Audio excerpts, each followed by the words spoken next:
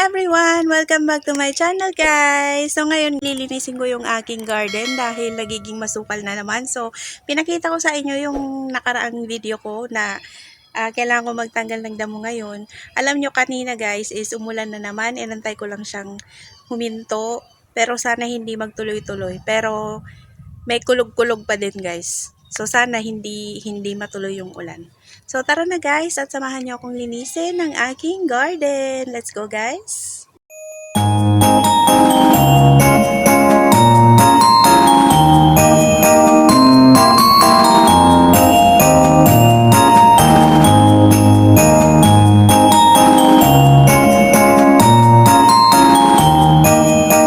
Kukuha ako ng kahoy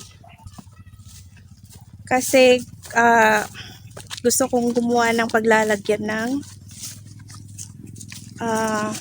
lettuce.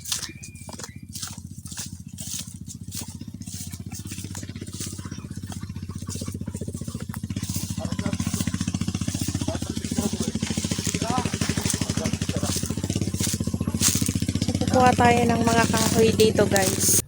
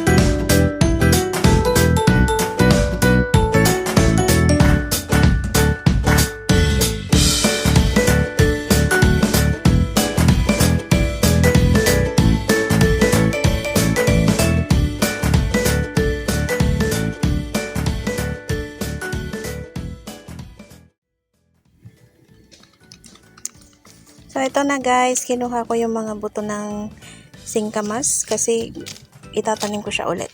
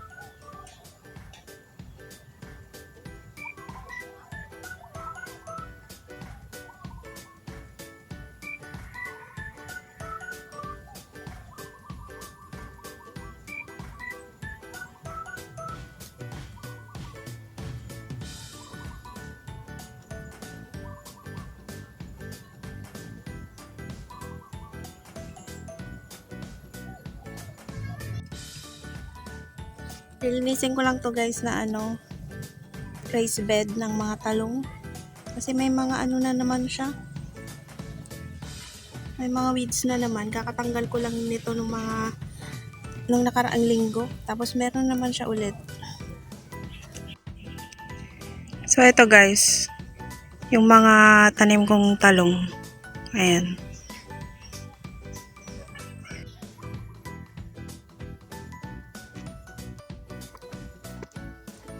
So siguro hindi muna ako magdidilig kasi yung ulan, kasi parang uulan na naman guys. Kaya hindi na muna siguro ako magdidilig ngayon.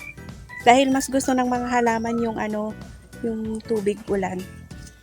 Yun ang gusto nilang idilig. Check lang natin tong mga mais.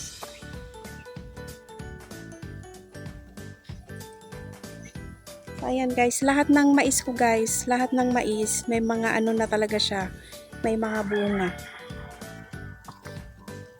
Ang laki na ng tubo. Paano pa guys, tawag dito? Yung upo, yung bulaklak ng upo is parang hindi siya nabubuo.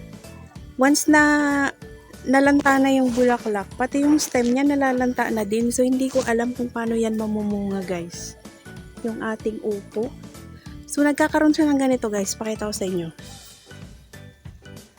So, ito guys. Tingnan nyo, yung ganito, yung upo. Once na na talaga yung bulaklak niya, nalanta.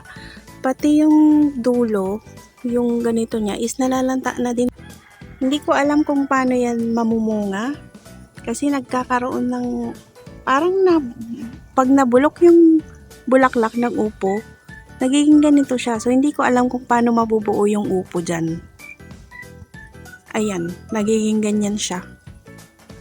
Pero madami naman siyang bulaklak. Hindi ko lang alam kung paano siya mabubuo. First time ko kasi guys magtanim ng upo. Pero yung kalabasa is lagi naman ditong may tumutubong kalabasa. Pero nabubuo naman siya guys. Ayan, katulad niyan. Ito. Parang siya. Male. Yung bulaklak, parang male.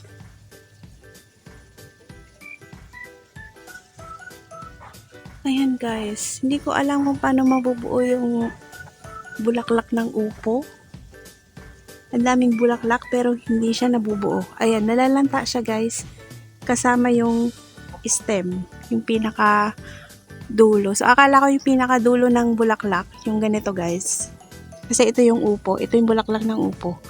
Yung pinaka dulo nito, akala ko yun yung mabubuo na bunga. Pero hindi ko alam ba't siya nagiging ganyan. Nagiging ganito siya. Nabubulok yung dulo. Ayan. So guys, can you help me guys kung paano talaga yan masusolusyonan? Just comment down below kasi hindi ko guys alam kung paano. Ayan, nagiging ganyan siya. Hindi ko alam kung paano mabubuo yung upo dyan.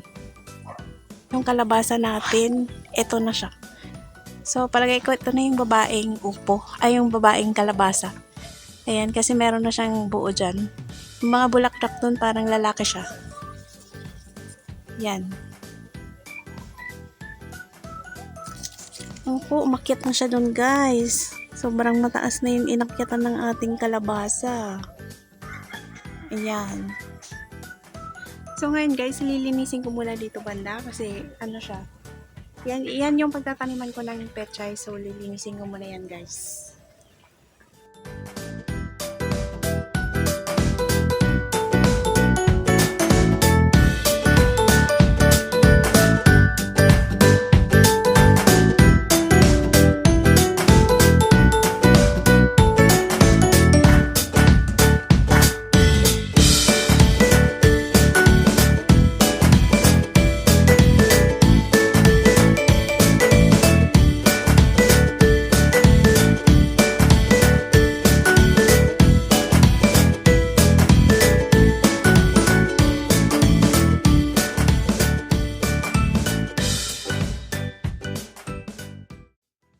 Guys, umuulan na naman.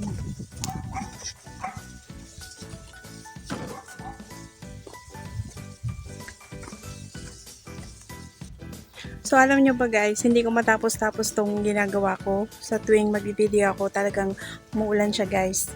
Tingnan nyo, yan. Ulan na naman siya. Parang hindi ko na naman matatapos tong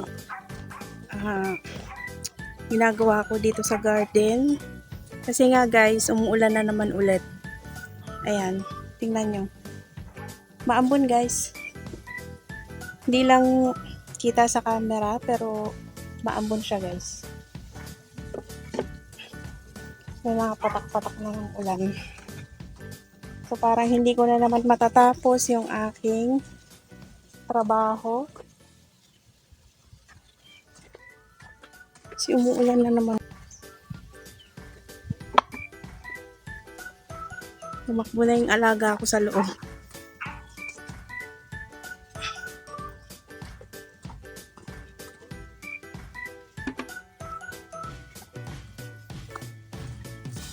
Aga-aga pa. Naku guys, i-update ko na lang ulit kayo. Kasi nga, grabe guys, umuulan na naman. Kung alam niyo lang guys. So guys, i-update ko na lang kayo kasi umuulan na naman guys. Umaambon, ayan o. Nakita nyo sa likod parang may mga fog-fog. Ayan. Umaambon na siya guys. Yan, umaambon na siya. Hindi ko matapos-tapos yung ginagawa ko guys dahil sa tuwing magtatrabaho ako dito sa likod bahay, sa garden, is umuulan talaga siya. Pag ganitong oras, minsan umaga pa lang, minsan tanghali.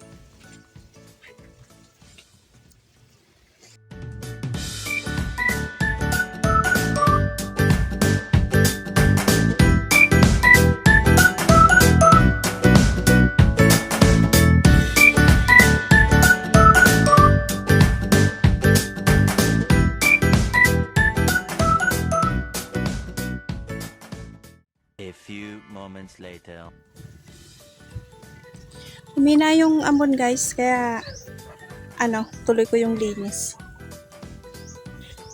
Linis ulit tayo.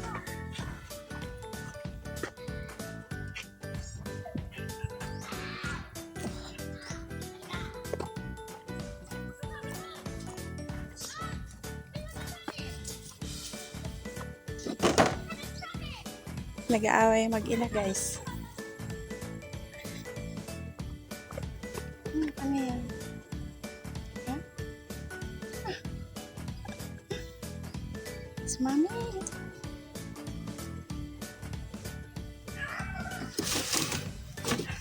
Linis ulit tayo guys. Tanggalin ko lang yung mga damo dito.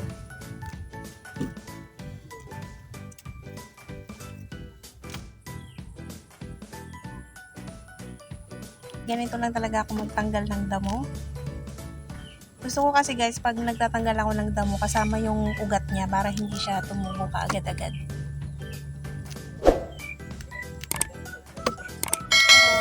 Lilinisin ko lang muna dito banda kasi guys, yung alaga ko, hindi ko alam, but mas mas bet niyang huminga sa raised bed na ginawa ko para sa gulay. Akala niya talaga, higaan niya yan.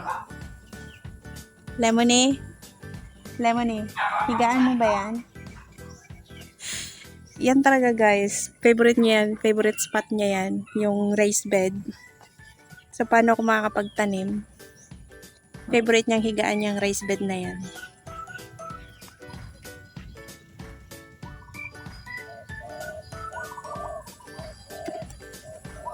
Lemony!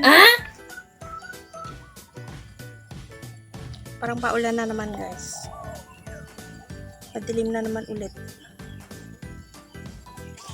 Pero tatapusin ko lang to guys. At siguro bukas na lang ulit ako maglilinis.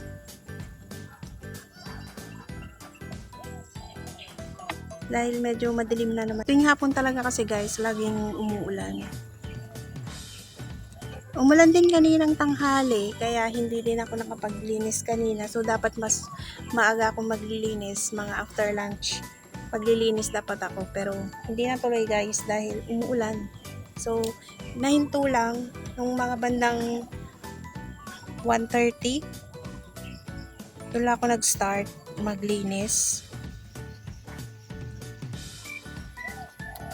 Siguro tatapusin ko muna yung aking video for today dahil medyo parang uulan na naman. So bago pa umulan, tatapusin ko na to guys. So siguro next time ulit dahil gagawa pa ako ng mga videos ko. At sana guys, samahan niyo ulit ako sa aking mga susunod na vlogs. So guys, huwag niyo kalimutang mag-subscribe sa aking channel. It's me, Leia, na nagsasabing sabay-sabay tayong matutong magtanim gamit lamang ang organikong pamamaraan. So see you again guys! Bye-bye!